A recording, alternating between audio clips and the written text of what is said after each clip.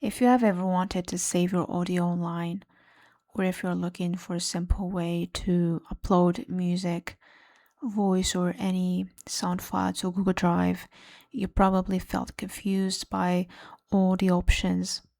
In this video, I will show you the easiest step-by-step way to upload audio to Google Drive in just a few seconds. Let's start.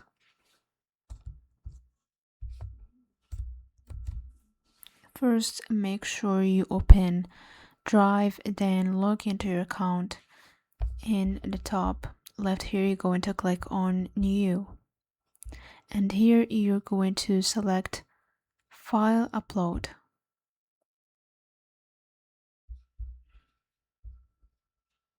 And here I'm just gonna choose anyone to just show you how you can upload audios to Google Drive.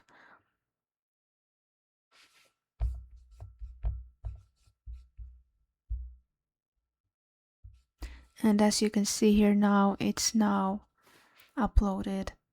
This is all you need to do. If you found this helpful, drop a like and subscribe. Thank you for watching. See you next video.